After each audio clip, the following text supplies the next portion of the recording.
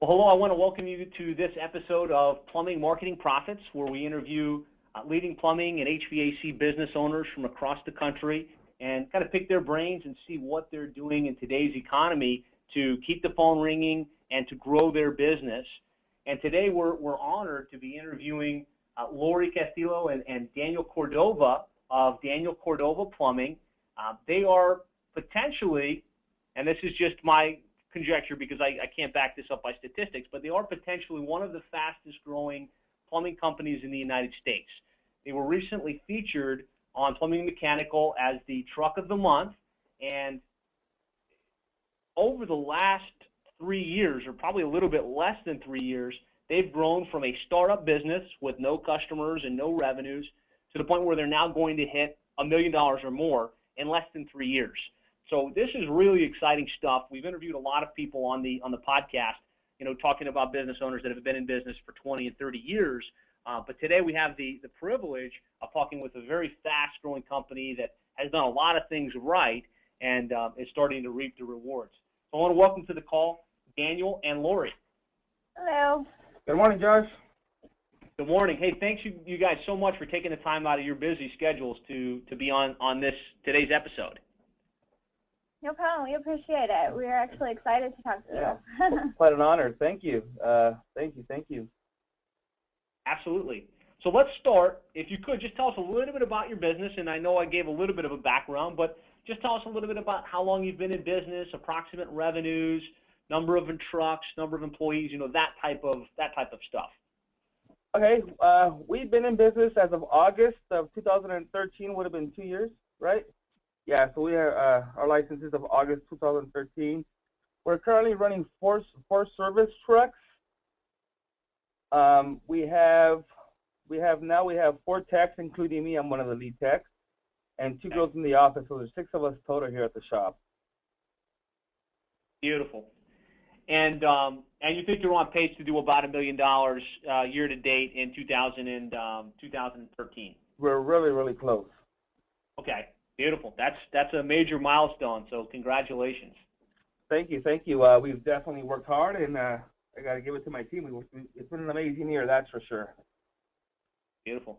So tell me a little bit about how you guys got started in business, just a little background on what you were doing prior to starting your own company and how you came to say, hey, let's start Daniel Cordova Plumbing and make this thing happen.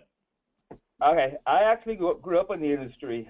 Grew up by a single father who my whole life he was a plumber, so come weekends, after school, holidays, it's funny, his employees and his customers were my babysitters. So I was always out in the field in service trucks, 10, 11, 12 years old, already out in the field working. So I grew up in it, and this is what I've been doing since I was, after high school, weekends. I always grew up in the plumbing industry. Excellent. And so did you work with your dad and then start your own company, or did you just kind of jump headfirst into it? Did you work with another company? Tell me a little bit about that transition from, employee, technician to business owner. Okay. Yeah, I actually grew up working with my father. My father was a lead tech at another company. They're no longer around. He worked there for about 15 years. When I graduated high school and briefly went to college and realized that wasn't for me, I convinced my father to start our own company where me and him, actually he started it and I worked for him. And I did that for around 7 years, and it wasn't for me. I knew then I wanted my own company. I wanted my name on the truck, and I wanted my ideas to come into play, and I really wanted to fulfill my vision of owning my own company. Nice. That's awesome. So as we think about how you're marketing the company and the fact that you grew so quickly, I feel like there's really 3 core pillars to marketing yourself for success. And those 3 pillars are market, message, and media. Market, of course, being who you're selling to, who your ideal customer is. The clearer you are on who you're going to sell to, the better you can craft your messaging and the better you can select the media to reach that customer base. So I'm going to break down my questioning in those 3 areas: media, the who, market, the who, media, the how, and message, the what you're saying that makes you stand out. So let's start. Who would you guys say is your ideal customer, that ideal target market that you serve in your area? Well, our idea target market, we definitely want to go after the the homeowner professional, who really values our services. Okay. We're still working on that. I mean, that's still a work in progress. I don't even think we even hit our target market just yet. We're still working on that. Being such a new company, we're really brief on resources. But yeah, our target market would be the Mr. or Mrs. Homeowner who really cares about their home and who are professionals and really value our services. Excellent. And you could go deeper. Obviously, you don't have to necessarily go deeper, but I mean, you know who your customer is. It's the homeowner and the the professional that's not necessarily looking for. I mean, you guys are going after the high end, the low end, or kind of in between medium and high. Yeah, well, I'll sort of jump in. Our target market, we've in the beginning it was just take what we can get sort of thing. As a new company, nobody really knew who we were or what we did, and we had to get our name out there somehow. In our service area, which is primarily the San Gabriel Valley in Southern California, it was hard to, we couldn't just jump in and just reach for that specific audience, but we slowly took our time and built ourselves up, and we sort of divided the market into 3 different sections and said, okay, this is who we want. And right now we're sort of spread out between the 3, and the 3 being, tenants. And that market, which is the, maybe middle-aged homeowner who does value the work. And then there's sort of a middle audience of the younger generation, the Yelpers, the people who are always online and social media, and they're homeowners, but they do a little bit, actually a lot more research than that middle-aged homeowner that, we definitely want to target, which is fine, but we've learned how to work with each audience, I guess we'll say. Beautiful. So we're definitely fine-tuning that as we speak. Oh, that's awesome. I appreciate you elaborating on that, because I think that's a great insight. Knowing that there's a different mentality between the the 50-somethings and the whatever they call them now, Generation Ys, that are more social savvy and more online based.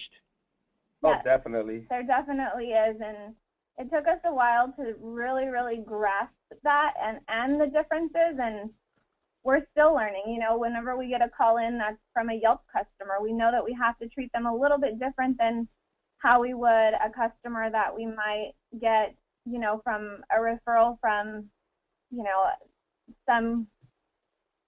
an older customer of ours. So you have to approach each customer different based on their referral source or their marketing referral source. And that's one thing that we really, really strive to work towards. And they've all been really beneficial for us. I mean, I hearing other plumbing companies, talk bad about Yelp, this, that, or the other, we've been able to reap the benefits of Yelp. I mean, don't get me wrong. I'm walking on a fine line, and my techs are walking on a fine line when we knock on a Yelp customer's home. But we already, we know where to take the call. We know it's a Yelp customer. We know how to approach them. We know how to get in with them. You know what I mean? And really, really, really benefit from that aspect of marketing. Yeah. And so I think the key insight from this portion of the conversation is really making sure you understand the target market, and then making sure that as you guys, if you're dealing with a couple different sectors, make sure you know how to treat them specific to the way they want to be treated. Exactly. Oh, definitely. I mean, a Yelp customer is not going to appreciate the same thing as a customer who saw our sign on the billboard on the freeway. So they're definitely a different customer. Yep. Awesome. Great stuff. And so the next piece, now that we've kind of identified who we're selling to, the homeowner willing to pay for the services, we want to make sure we craft a message that resonates with them, and that all comes down to what your message is and what your unique selling proposition is. And it doesn't have to be broken down into one concise, we're the number one plumber because XYZ, but it's more positioning. And so how are you guys positioning yourself uniquely in the eyes of your customer base or potential customer base? Well, that sort of started out right from the gates. We got our logo situated right out from the beginning, and we made sure that the logo depicted, trust and confidence, and that's exactly what we try to portray. Our, I guess you can say our sort of slogan or motto is unmatched quality through traditional service. And we really, really stand behind that motto. And the way I try to explain it to people is that if you think of, I guess what we only see in movies these days, but you think back when you had real servicemen, and by servicemen I mean, milkmen that came to your door dressed in a white uniform. Like I said, you only see that in movies these days. Or, the gas station attendants that would come and pump your gas with a smile, and that's the type of service that we strive towards. And we do that with every single customer. It doesn't matter where the customer found us. We do that with every single customer, and that makes a world of a difference in a time when everything is so fast-paced and everybody's on their phones, and customer service has sort of gone with the wind. It's out the door. And we try our best to bring that back, and it really, really makes us stand out, because for some reason or another, it's one thing that these companies really lack. Yeah. So that's wonderful. Unmatched quality through traditional service, and you've really narrowed in on what that traditional service, what the visual connotation of that traditional service is. And you spent a lot of time, you said, on branding and positioning yourselves as not just a guy in a single truck, but as a professional entity through a professional logo and the messaging that you're putting out into the market.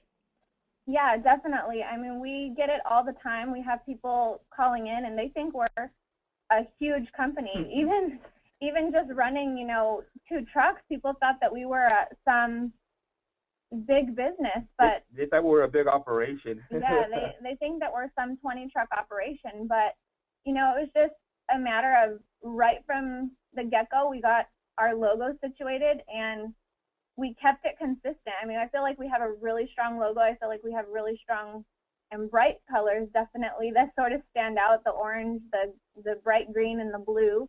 And we just kept that really, really consistent across the board. And really nailed down our branding with that, and we continue every day to make sure that that brand is represented in all aspects of the company. And about a year ago, we moved into a new shop, which is right off of the 10 freeway, which is, you live in Southern California, it's one of the the most populated highways in our area, and the shop that we got has an actual freeway sign, a billboard, so we were able to utilize that and put that to work, and it's been amazing for us. I mean, when people already thought just by seeing our trucks that we're a huge operation, then they see this freeway sign go up, it kind of just like, who are these guys, well, what are they doing here type deal. So that was actually pretty cool as well, and it's definitely helped out with the branding and making us look really, really professional, give that professional image. Sure. And was that part of the lease, or was that a special thing that you negotiated with the landlord? That I guess billboard basically that's right outside your building. Well, what happened was that we had to completely restore that billboard. It was really trash, so we had to put a lot of money bringing it back up to date. So they were pretty okay with us utilizing that. Nice. Yeah. What a great strategic thing to move into a spot that works for you, but also that gave you the ability to have that level of exposure on a super traffic highway. Yeah, never in my wildest dreams would I ever thought that I had my name on the freeway. It's actually pretty cool. Awesome stuff. So now we can talk about the media. So this is what everybody thinks of when they think about marketing. Is okay, direct mail and yellow pages, and like we just talked about, billboards and wrapped trucks. But it's real important to spend the time on the front end to, like you guys did, think about the brand, think about what message you want to put out to that group of people, get clear on who you're selling to and why you're selling to that specific audience, so that as you move to the media piece, the billboards and the websites and all of that stuff, it's targeting a specific group of people with a very specific message. So let's talk a little bit about the marketing mix. What types of things do you guys do, and have you done over these last couple of years to grow so quickly? What's the mix of marketing strategies that you have in play?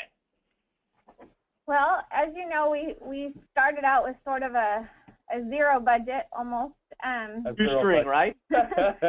So my primary job was just, aside from the first step was, getting our logo locked down. Once we got that, designed some really nice looking business cards, some brochures, and got all of that printed. So that way we had something on paper, so it made us look a little bit more professional when, it was just Daniel and myself in the beginning, so it made us look a little bit more professional when he would go out on the field. But with a zero budget, it's really, really hard to work with. But right. I knew myself that getting online was going to be the biggest thing. Myself, I owned my own business for a few years before that, and I did a lot of online marketing. I actually, with the help of a friend, used my own somewhat graphic art skills and built up our website. And that was the first major thing that I worked on, was just making sure that we had a website that relayed our brand. Now, it's been updated a couple times since then, but it's pretty much stayed consistent. And the website was the biggest thing. And the next thing with that was just the SEO, and I owe a lot of credit to you, Josh, and your team. We've done our homework on you way before since the beginning, Josh. As you know, we've been in touch for a while, and I pulled a lot of ideas from you. And with zero budget, it was hard, so I had to do a lot on my own.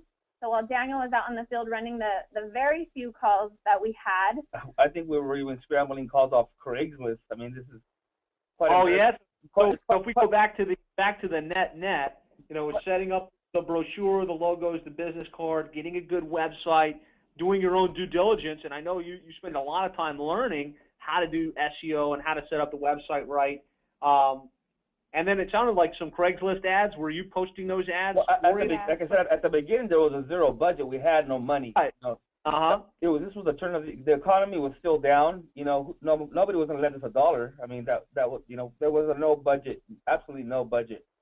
So yep. Yeah, we were wherever we can get a call, we'd run it. And we'd hang up door hangers when there was no calls. We'd do whatever it took. Yeah, Daniel and I, along with the business cards and the brochures, I printed up some door hangers, and just to drum up any type of business, Daniel and myself, I put on my running shoes. He'd get ready, we get in a truck and go out and spend about 2 hours out in the field just hanging up door hangers. And as soon as we'd get one call, I'd go back in the office and continue working on the website and stuff in the office, and he'd go run the call and hope we got something out of it. Wow, that is classic. That's beautiful. Yeah, and we did that for a while. We'd have to go out every couple of days and hang up door hangers until we got that next call, and again, I'd go back and we'd just continue working at it. But our website was definitely the first thing that we were very, very, persistent on getting up and getting running. We wanted to establish that foundation of being a legitimate company. And these days, if you don't have a website, you're not a legitimate company. So that was huge. We definitely wanted to do before we talk about some of the other things you guys have done, I'd love to kind of pick your brain on that door hanger. What did the door hanger say? Because it sounded like it wasn't, I don't think you guys probably say this is your great strategy that grew the business, but it generated some business to help you guys get the ball rolling. What was the messaging on that door hanger? Yeah, actually, since the beginning, I've always had, and this goes back to our slogan as well, the unmatched quality through traditional service. I've always felt that the way to a customer's heart is by giving them free information. And Josh, I think you and your team do that very well. And I think that was my main thing is, give them free information, stuff that so they know that they can trust us. They can put their trust in us because we're already telling them, hey, look, this is free information. Take it. And if you do need us, call us. So on that door hanger, on the back side of it, we had a list, and it said something along the lines of 5 tips, or it was like 10 reasons. 10 tips to avoid having to call a plumber. Yeah. That's what it was. Really? So it was 10 Yeah. things, 10 tips to avoid calling your plumber. And we just gave, simple things like don't put grease down your kitchen sink, little things like that, but it was free information. And it was real eye-catchy. So, I mean, we didn't get a lot of calls, but we got quite a bit of them. And, and at that time it was relevant. With the zero budget, it worked. It got us where we needed to get the ball rolling a bit. Beautiful. And I'm glad I asked that question because it's really counterintuitive. The average person would think, well, I need to drum up some business. I'm going to put out door hangers, and they'll say, like, just be a coupon, $10 off the service or something, and maybe that would work. And you guys took a completely opposite approach, which was how to avoid having to call a plumber, right? I mean, basically. Yeah. We definitely try to take a lot of different approaches. I mean, out here in my area, it's a real competitive area, and there's guys putting numbers on their trucks as far as how much they'll come to your house for, and we've always been really against that, So we definitely take a different approach towards everything. Beautiful. And so as you guys have grown, what other things, if any, I mean, maybe the SEO and the website is all, what other things have you done in order to help stimulate growth and keep the phone ringing, help you guys continue to grow the business? A lot. I mean, I will have to say that we really, really, really reaped the benefits of just being online primarily. Really building out, our SEO, our website with SEO. We pulled ourselves on social media, and a lot of people, they in our industry, they sort of waver on social media, but I told Daniel from the beginning, our reason for being on social media is not to gain business. It's not to get the phone ringing tomorrow. Our reason for being on social media is to stay in front of the eyes of our customers. As long as they're seeing stuff come from us every day, every couple of days, that's important. So social media wasn't a big thing, but it's something that we've definitely kept ourselves on. I'd say using a lot of lead generation sites, such as HomeAdvisor. We just got on Angie's List this year, online directory sites. Yelp has been actually huge for us. But keeping with all of that, we did all of that, but at the same time, our retention marketing, it wasn't just big for us to go out and get customers. Our number one goal was to go out and get customers that we're going to keep. And so it was a lot to do with how we treated our customers when we got there and how we corresponded with them after. And that was... Tell me a bit about what you guys did for that retention piece of the equation.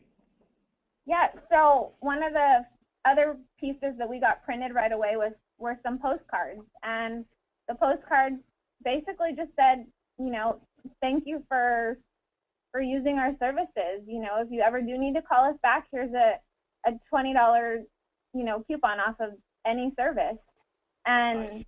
Every postcard was handwritten, so they still are. They still are, yeah. Always will be. Yeah, they're handwritten. So by handwritten, I just mean like the customer's information is handwritten, and we also, sincerely us type thing. That's all handwritten, and it goes out to the customer. So that's the first. Well, it's actually the second thing that they get. The first thing that they get is an email from us saying thank you as well. And that was a tough one because in the beginning it was hard to get emails. On Daniel's end and out on the field, it was hard to get emails, but he sort of figured out how to explain it to the customer, and now he doesn't go a day without getting an email from a customer, and it's pretty awesome. And if I text, I'll get an email. Oh, they're going to hear it. But getting that email is sort of twofold. We're able to send them that, personal email thanking them again for their service, asking for online reviews. But also, we put out a monthly newsletter. And again, our monthly newsletter, much like social media, isn't to drum up more business. We don't plaster it with coupons and ads. We give free information. And we make it fun. There's one part on our newsletter that stayed consistent since the beginning, and it has nothing to do with plumbing. I have a happy hour section. All right. In our newsletter, and it's just, I have a drink of the month every month, and I give a recipe for it, and our customers love it. Yeah, our customers absolutely love it. They'll email back asking for more recipes or even giving us recipes, you know. It just really, it just makes the relationship between us and the customer much better. They think of us like family. They don't hesitate having us over any time. Yeah. Wow. In fact, one of our last newsletters was for Thanksgiving, and one of our articles was, you know, don't invite your plumber over for Thanksgiving, meaning, you know, take care of your drains and don't have to call us on an emergency call on Thanksgiving. We got invited to so many. We got invited for so many dinners that after that newsletter. They're like, we want you over. Yeah. Come on over, right? Yeah. So, nice. So definitely making that relationship with the homeowner, you know, building that trust, that value, where they really, really see us as family, part of the family. So a very strategic approach to, once you get the customer, how do you get that customer to become a loyal fan that wants to use you again and refer you to their friends? And so social media is a piece of that. Email marketing is a piece of that. I like what you said about sending a thank you card, a physical thank you card in the mail, because in today's market, I mean, so few people take the time to send a personalized touch like that. So I'm sure that goes a heck of a long ways. Getting a card from your plumbing, you know, provider that says, "Hey, thanks so much for your business. We really appreciate it, and here's a coupon off your next service." Definitely. Yeah. We actually do two. We do two postcards, right? Yeah, our first postcard that we send out goes out pretty much right away, and that one is thanking them for their services and offering them, you know, a discount. It's actually, the first one is if they leave a review, we offer them a discount off a future service. But the second one we send out about 2 weeks later, and that one, it introduces our customer referral and loyalty program, which that is actually in the process of being revamped, but it has always been, you know, if you refer a customer or, you know, if you ever utilize your services again, you automatically, you can reap the benefits of, you know, being a return customer with us. We value our return customers, and we hold them in the highest degree. Nice. Almost creating like that feel of membership. Now that you're, you know, now that you've used us, you know, there's a rewards program for referrals and a discount for using us again in the future. Yeah, and actually it's funny, and I don't even know if I should really touch on this, but I will. Uh-oh. You know, with that, speaking on terms of a membership, in the beginning, myself being new to the industry, I heard everybody talking about service agreements, getting people signed up on service agreements, and I kept telling Daniel, why aren't we doing this? Why? I don't get it. You know, we have to do this. Everybody's doing it. Why aren't we doing it? And I kept pushing him, and finally he pushed back and he said, this is why I don't do it. And his explanation was very clear and very honest, and it's the fact that we don't need our customers to buy a membership from us.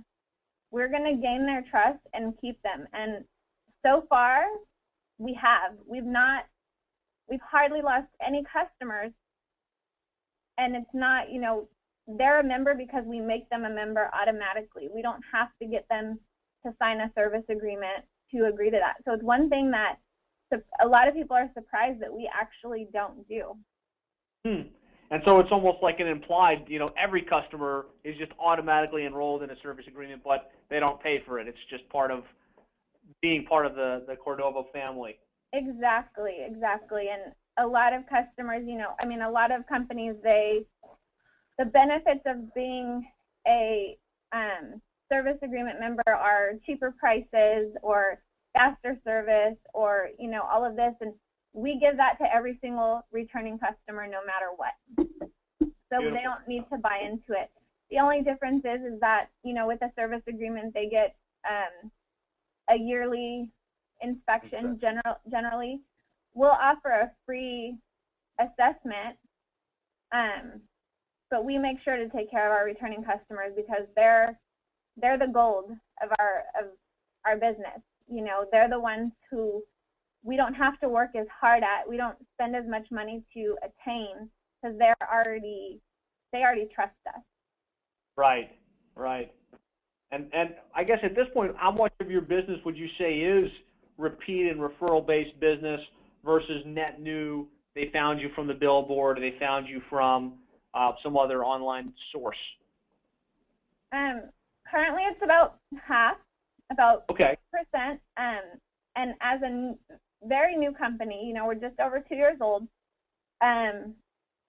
That's huge because that's outstanding. we started out with not a single customer.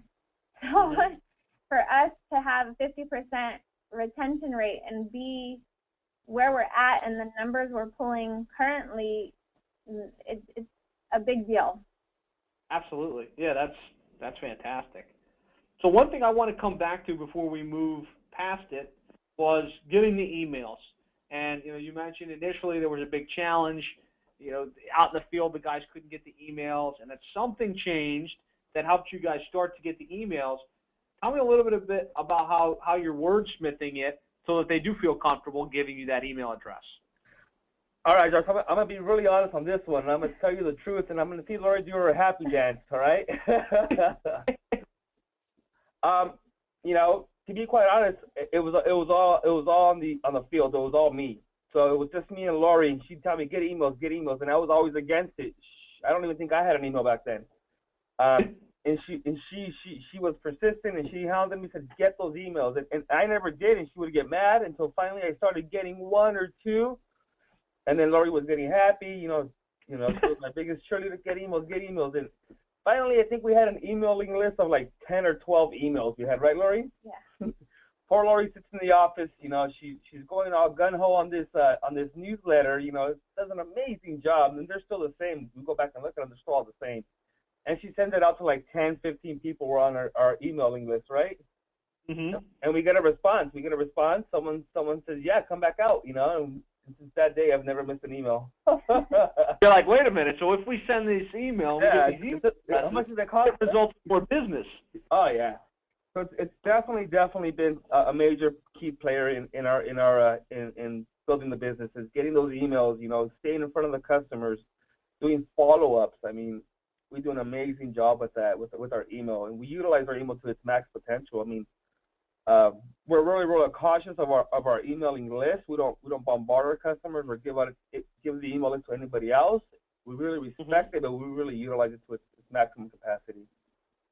Beautiful. And then so it really wasn't a change in much else than just deciding, yeah, we want these emails, and I'm going to make sure I ask on a consistent basis to get them.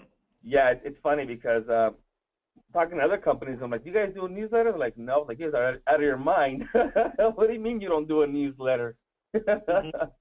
So yeah, it's definitely been a key player, and it's fun. Customers love it, and it essentially doesn't cost you a thing.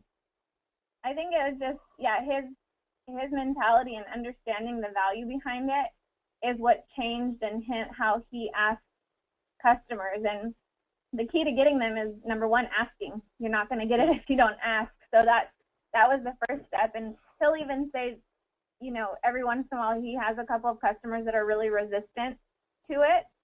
But he lets them know, you know, we don't bombard our customers. It's not going to be like junk mail. You get it once a month. And if you don't find any piece of valuable information on it, then, you know, it's one click and you can unsubscribe. But he's really good now about portraying that value over to the customer. Yeah, it used to be half of the battle on a service call was getting the email, but now we got it nailed down. I've taught my technicians how to do it, and it's been amazing. We're actually switching over to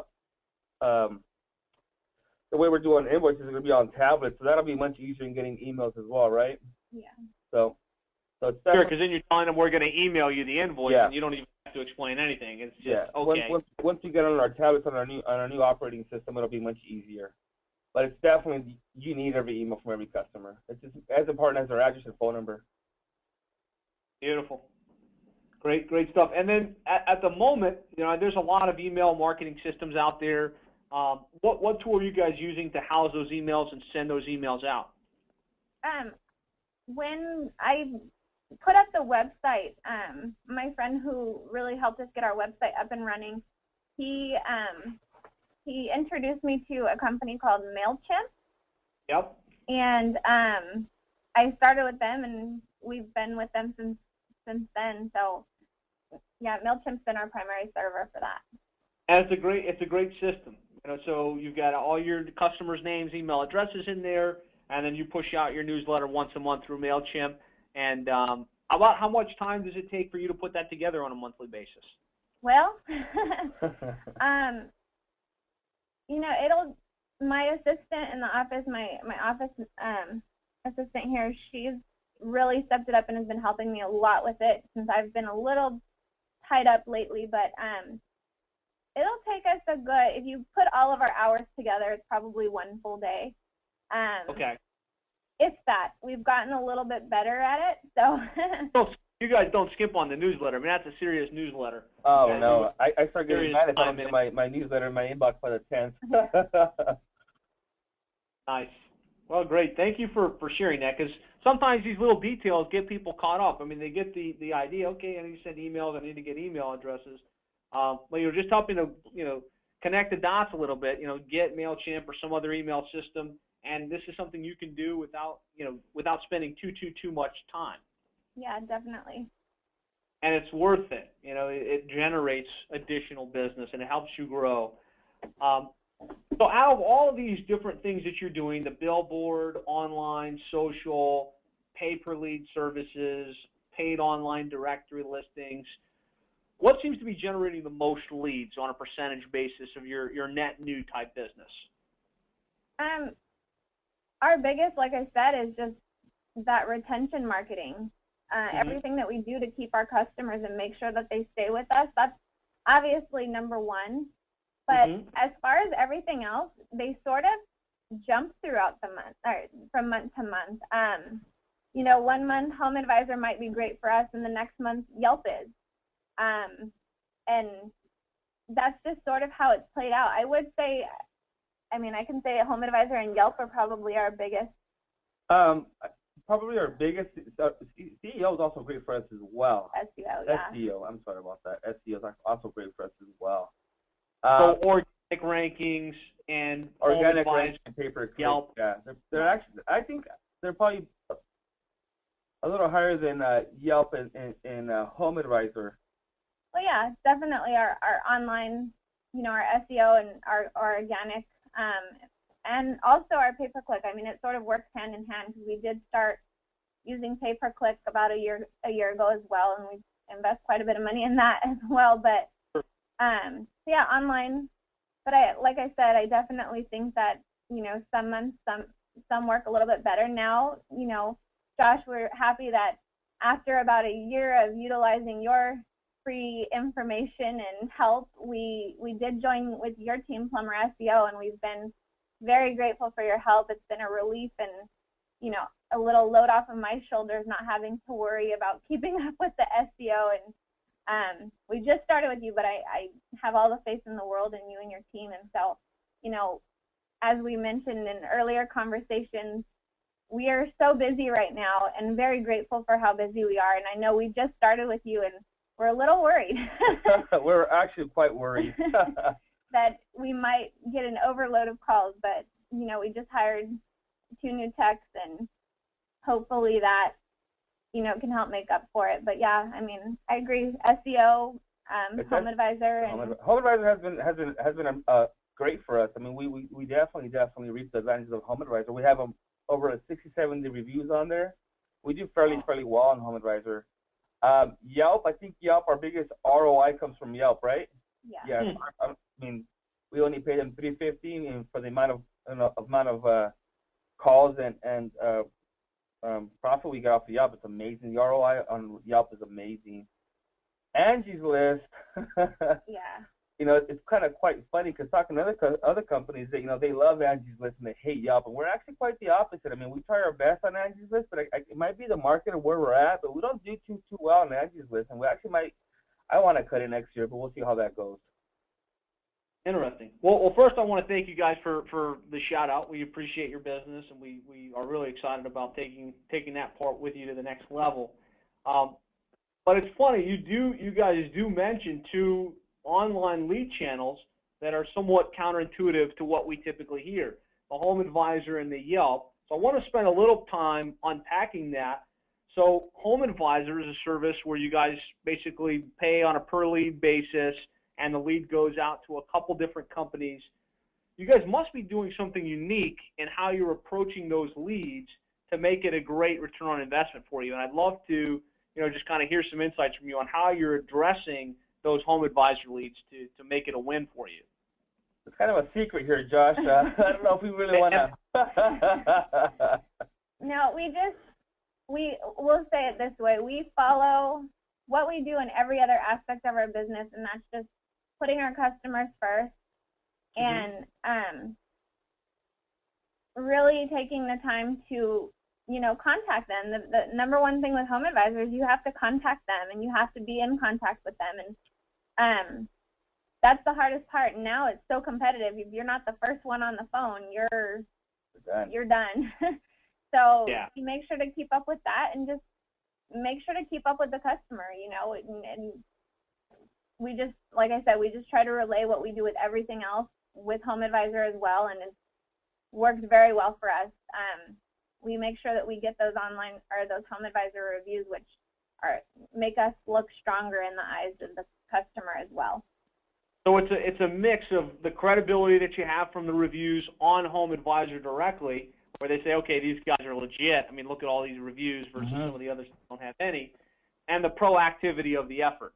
So when you get a HomeAdvisor lead, just probably like any of the other leads you get, you're calling those people immediately. You're sending a follow-up email, and you're diligently monitoring and managing that lead follow-up process.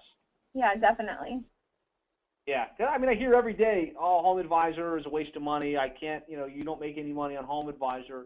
But I think if you do it right, like you guys are saying, it actually can be a profitable piece of your online marketing strategy.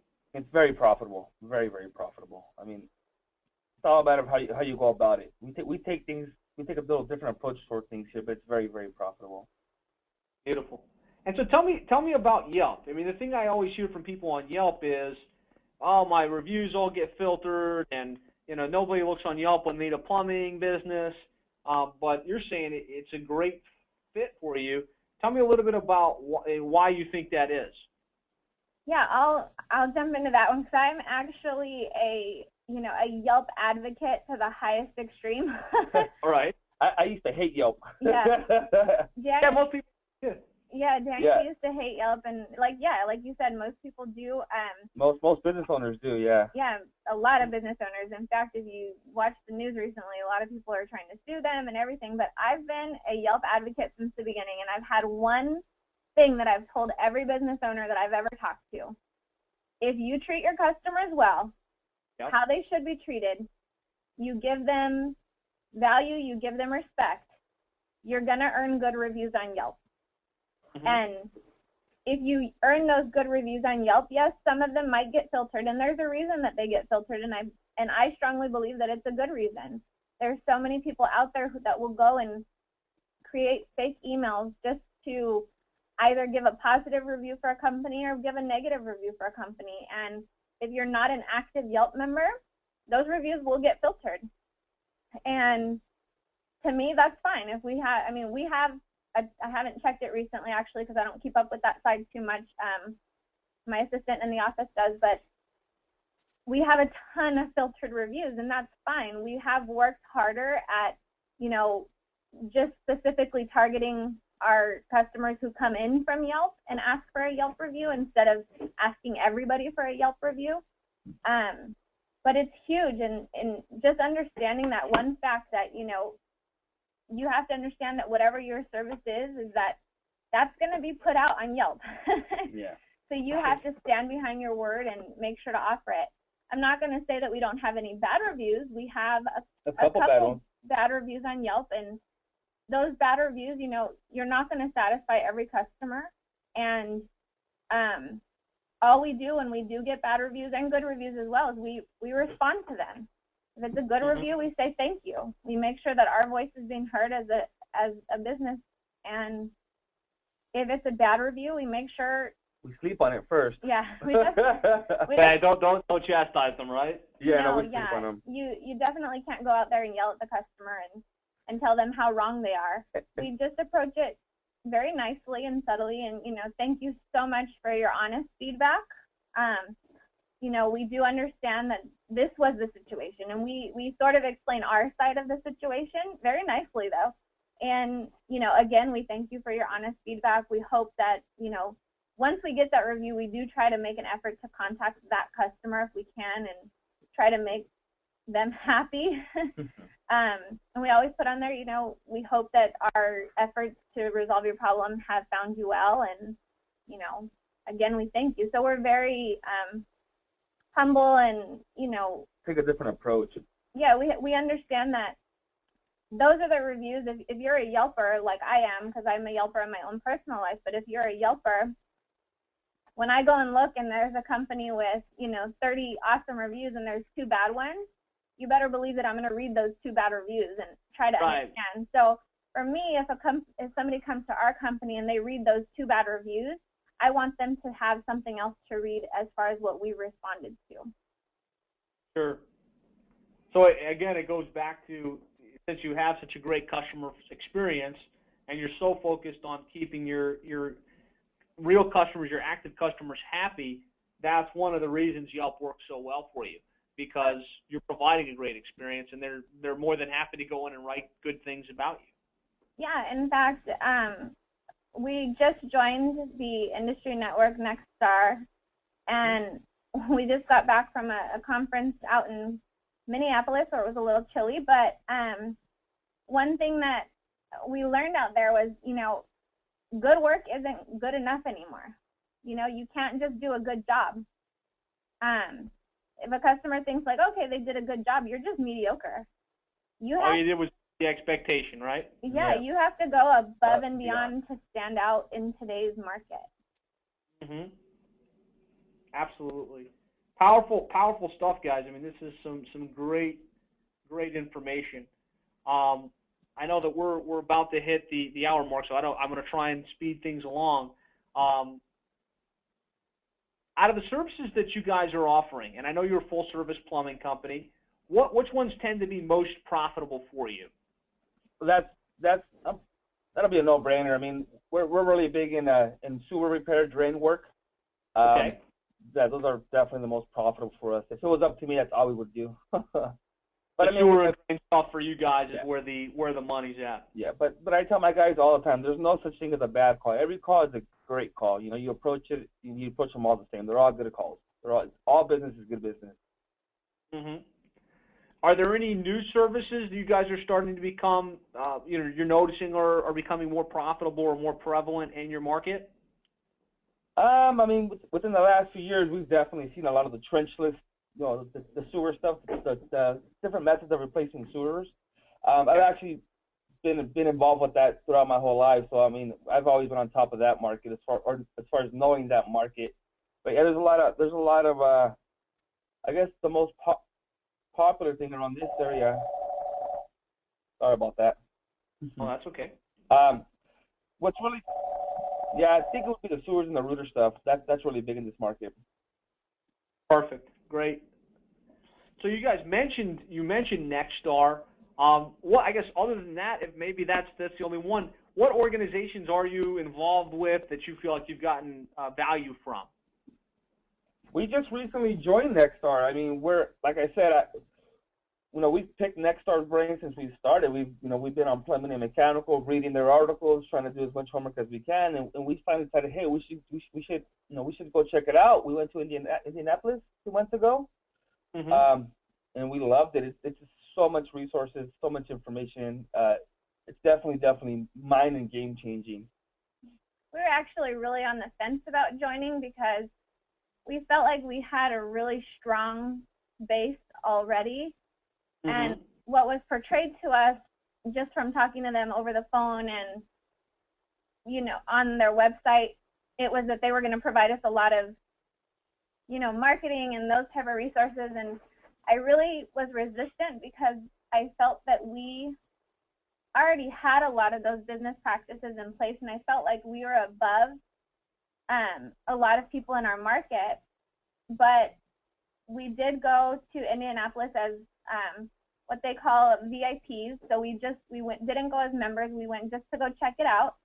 And what we realized really, really quickly when it came to Nexstar is that we weren't, I mean, their resources are amazing, so don't get me wrong here, but our number one thing was the network, the people that we talked to, the relationships that within the last 2 months we've built. And they've been amazing to be able to talk to other business owners and other managers and people who are in our positions elsewhere around the U.S.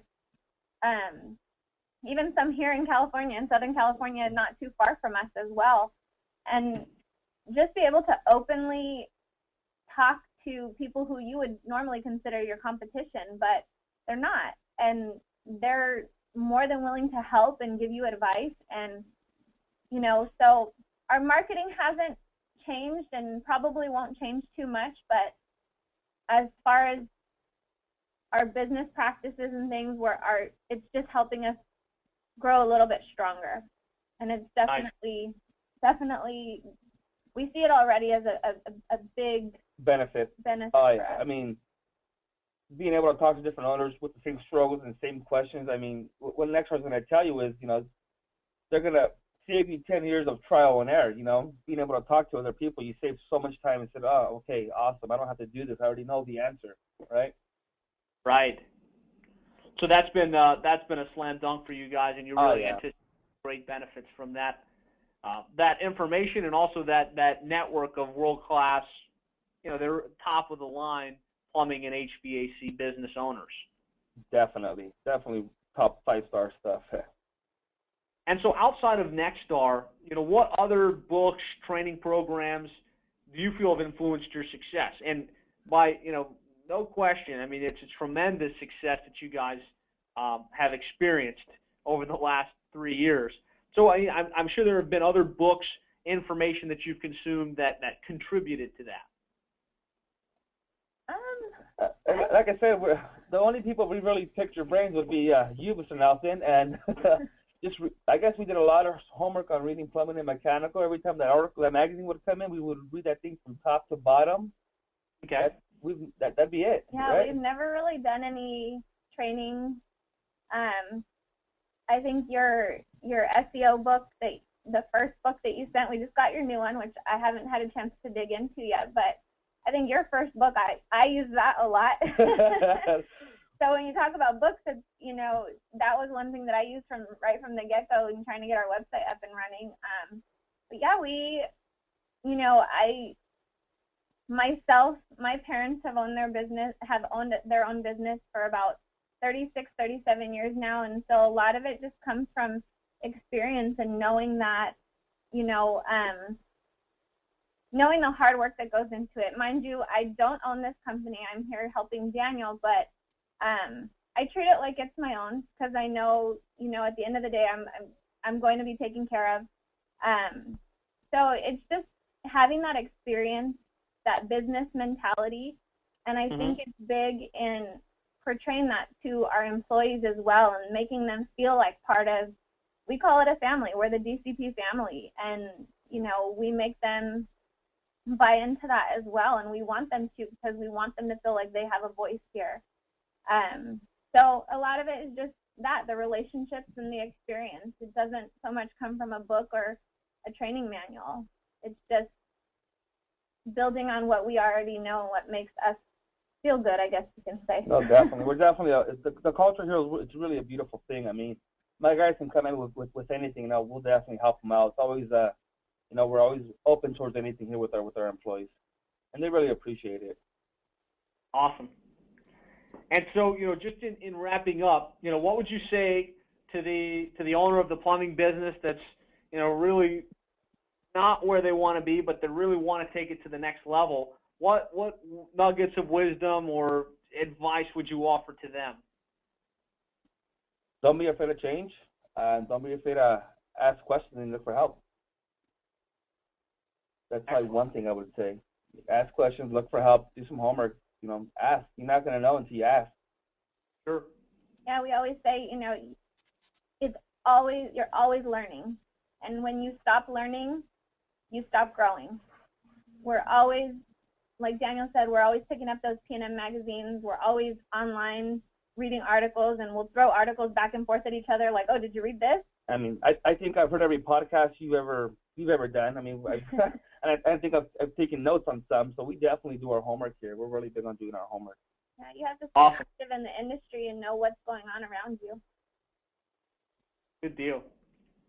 Well, I mean, this has been tremendous. I can't imagine anyone listening to today's interview that's not going to be able to take a handful of things and say, man, Daniel Cordova Plumbing grew from scratch to over $1 million in a period of 3 years, and it's just tremendous. And it's amazing that you guys are willing to be so open and to share, what's worked for you, and be willing to lay the foundation and lay some of the groundwork that other plumbing and HVAC business owners can benefit from.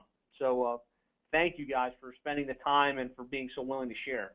Well, thank you, Josh. It's actually quite an honor. I mean, I like I said, we've done a lot of study on you and listened to many podcasts in the past, and we're like, one day we're going to be on that thing, right? Here we are. So it's quite an honor. Yeah, and probably faster than you anticipated. So Much faster.